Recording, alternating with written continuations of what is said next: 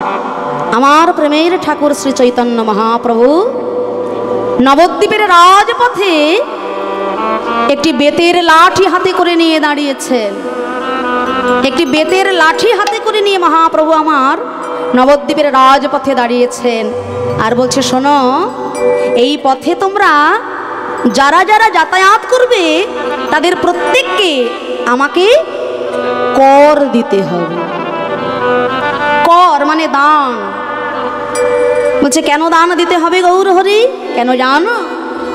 নিজেদের টাকা পয়সা খরচা করে তোমরা দোতলা চারতলা বাড়ি তৈরি করছো, আর তার জন্য তোমরা সরকারকে কর দিচ্ছ, তাই তো? নিজেদের পয়সা খরচা করে বাড়ি তৈরি করছো, তার জন্য তোমরা সরকারকে কর দিচ্ছ। কিন্তু আমার বিশ্বপিতা তিনি যে নিজ গুণে কৃপা করে তোমাকে এত সুন্দর এই দেহ বাড়িটা তৈরি করে দিয়েছেন, এই দেহ বাড়ির জন্য তোমরা আমার শ্রী ভগবানকে কোনোদিনও কর দিয়েছ কি? হ্যাঁ, এই দেহ বাড়িটা কতলা বাড়ি গো? হ্যাঁ, একতলা নয়, দোতলা নয়, তিনতলা নয়, 8 কুঠরি, 9 দরজা, 8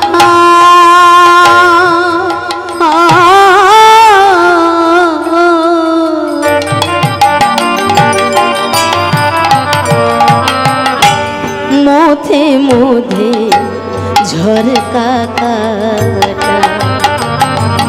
ওই 8 কুঠরি নয় দরজায় আটা,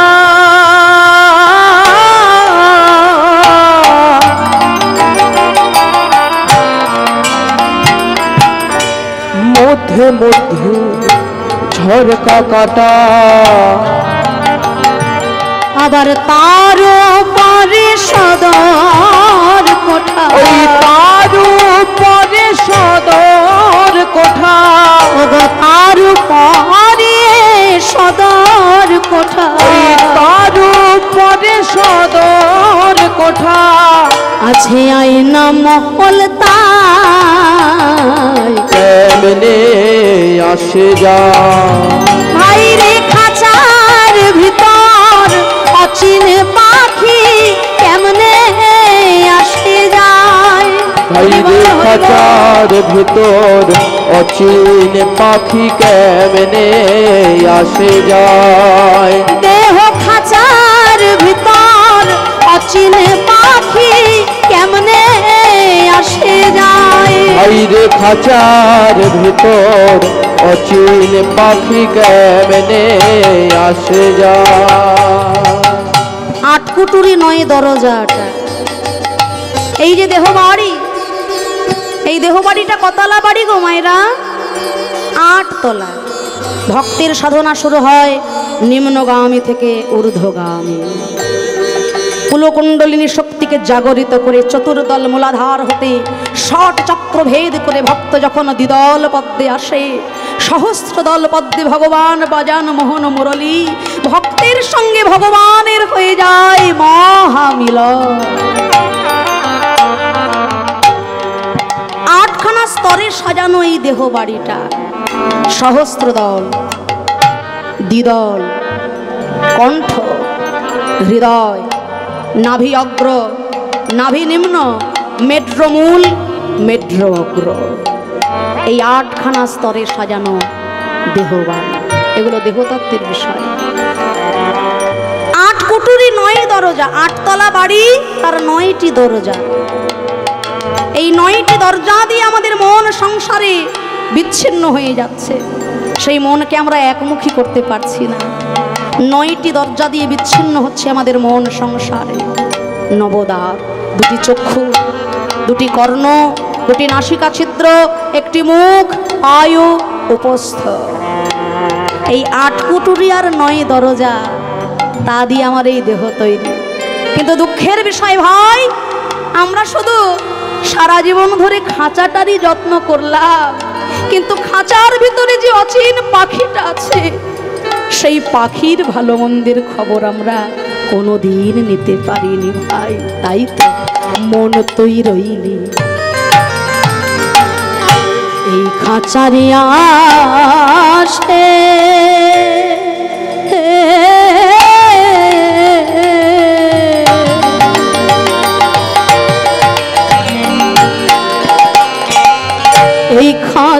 যেত কাঁচা বাসে। ওই মন তুই রইলি খাঁচারি আসে,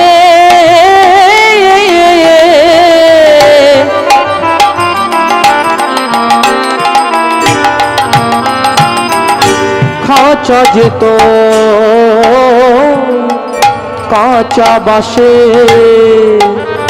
হায় হায় কোন দিন খাঁচা পড়বে খসে, ওই কোন দিন খাঁচা পড়বে খসে, কোন দিন খাঁচা পড়বে ওই কোন দিন খাঁচা পড়বে খসে। ফকির লালন ভেবে কয় কেমনে আসে যা, আইরে খাঁচার ভিতর অচিনে পাখি কেমনে আসে যায়। আইরে খাঁচার ভিতর অচিন পাখি কেমনে আসে যা। দেহ খাঁচার ভিতর অচিন পাখি কেমনে আসে যায়। আইরে খাঁচার ভিতর অচিন পাখি কেমনে আসে যা। আইরে খাঁচার ভিতর অচিন পাখি কেমনে আসে যা। মন তুই রইলি খাঁচারে আসে, খাঁচা যে তোর কাঁচা বাসে। কোন দিন খাঁচা পড়বে খসে ফকির লালন ভেবে কর। আমরা সবই জানি, আমরা সবই বুঝি, চোখের সামনে কত কিছু দেখছি, তবু আমাদের মায়ার ঘর যে কাটলো না ভাই। আর কবে কবে হবে আমার সেই প্রেম সঞ্চার। সারা জীবন সংসারের মানুষগুলোকে খুশি করতে করতেই জীবনের বেলাটা আমার বয়ে গেল ভাই। কিন্তু আমার সব থেকে আপনজন যিনি, কি করলে আমি তাকে খুশি করতে পারবো সে কথা তো একবারও ভাবিনি। একটা কথা মনে পড়ে গেল, আজ থেকে কয়েক বছর আগে যে মারণ রোগে আমরা আক্রান্ত হয়েছিলাম, সেই দিনগুলো মনে আছে মায়েরা? হ্যাঁ, মৃত্যুর মিছিল দেখেছিলাম আমরা। চোখের সামনে আপনজনেরা ছটফট করতে করতে চলে যাচ্ছে, আমাদের কাছে যাওয়ার পর্যন্ত ক্ষমতা ছিল না। সেই ভয়াবহ দিন। তা কলকাতার একজন বিশিষ্ট ব্যবসায়ী অর্থের চিন্তা করতে করতে তার সারাটা জীবন কেটেছে বাবা। যখন ওই কোভিড রোগে তিনি আক্রান্ত হলেন, সামান্য একটু অক্সিজেনের জন্য তিনি হাহাকার করছেন, ছটফট করছে। তার আত্মীয় স্বজনেরা কলকাতার একটা নামি দামি নার্সিং হোমে তাকে ভর্তি করলেন। আর 3 দিন ধরে ডাক্তার তাকে অক্সিজেন দিচ্ছেন। অক্সিজেন দিতে দিতে 3 দিন পর তিনি সুস্থ হলেন। তার স্যাচুরেশনটা ঠিকঠাক হলো, তিনি তখন সুস্থ। তা 3 দিন পর ডাক্তার 3 দিনের হিসেবের খাতাটা সাজিয়ে নিয়ে ওই বৃদ্ধ ব্যক্তির সামনে দাঁড়িয়েছেন। বাবা, আমরা আপনাকে অক্সিজেন দিয়েছি 3 দিন ধরে, এখন আপনি সম্পূর্ণ সুস্থ। আপনার 3 দিনের এই হিসেবটা মিটিয়ে দিয়ে আপনি আপনার গন্তব্যস্থলে চলে যান। তা ডাক্তারের কাছ থেকে ওই হিসেবের খাতাটা পেয়ে বৃদ্ধ ব্যবসায়ী তখন দুটো চোখের জলে বুক ভেসে যাচ্ছে।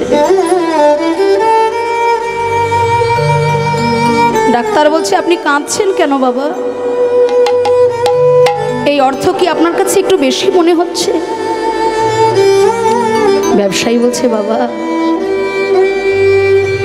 জীবনে এত অর্থ উপার্জন করেছে, এই সামান্য অর্থ আমার কাছে কিচ্ছু নয়। তাহলে আপনি কাঁদছেন কেন? কাঁদছি কেন জানো বাবা? মাত্র 3টে দিন আমাকে অক্সিজেন দিয়েছো বলে তুমি তোমার হিসেবের খাতাটা সাজিয়ে নিয়ে আমার সামনে এসে দাঁড়ালে বাবা। কিন্তু জন্মের পর থেকে 80 বছর বয়স পর্যন্ত যার অক্সিজেন নিয়ে আমি আমার জীবন ধারণ করলাম, একটা মুহূর্ত যার অক্সিজেন ছাড়া আমার বাঁচার কোনো ক্ষমতা নাই, জীবনে তার জন্য তো কিছু করতে পারলাম না ডাক্তার। আর তিনি তো কখনো তার হিসেবের খাতাটা সাজিয়ে নিয়ে আমার সামনে দাঁড়াননি। তিনি তো আমাকে কখনো বলেননি, ওরে এই জগতে আমি তো তোকে সবই দিলাম, তুই আমাকে কি দিতে পারবি? নদীতে জল দিয়েছেন তিনি, বৃক্ষে ফল দিয়েছেন তিনি, এত সুন্দর জগৎ সাজিয়ে দিয়েছেন তিনি। এমনকি আমি জন্মের আগে থেকেই তিনি আমার আহারের চিন্তা করে রেখেছেন আমার মায়ের বক্ষ জুড়ে। তার কাছে কি আমাকে চাইতে হয়েছে যে ঠাকুর আমি জগতে গিয়ে কি খেয়ে বেঁচে থাকবো? একটা শিশু জন্মের পরে অন্য সেবা করতে পারে না, তাই সেই শিশুর ভালো মন্দটি ভগবান তার জন্মের আগে থেকেই চিন্তা করে মায়ের বক্ষ জুড়ে দিয়েছেন অমৃতের ধারা। ওগো ডাক্তার, অর্থের পিছনে ছুটতে ছুটতে আজকে আমার একটা রোগ হয়ে গেছে জানো। আর আমার সেই রোগটাকে যদি তুমি সারিয়ে দিতে পারো ডাক্তার,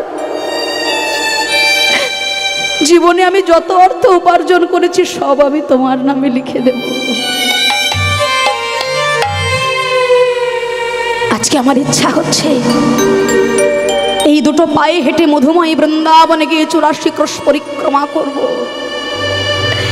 আজকে আমার ইচ্ছা হচ্ছে সংকীর্তন বাসরে বসে দুটি কান ভরে কৃষ্ণ কথা বলবো, শুনবো। কিন্তু ইচ্ছা থাকলেও আমার আর উপায় নেই। এই কৃষ্ণ ভজনের জন্য তুমি কি আমার সেই ফেলে আসা, হারিয়ে আসা 16 বছর বয়সটা ফিরিয়ে দিতে পারবে ডাক্তার? হবে?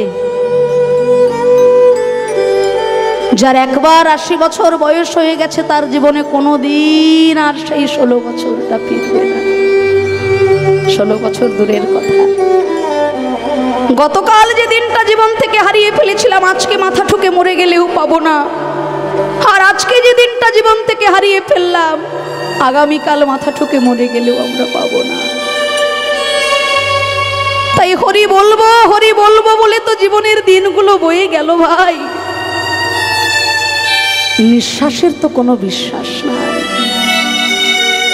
ওই বলবো ভেবে রাখাই সার হলো, বলা আমার জীবনে আর হলো না।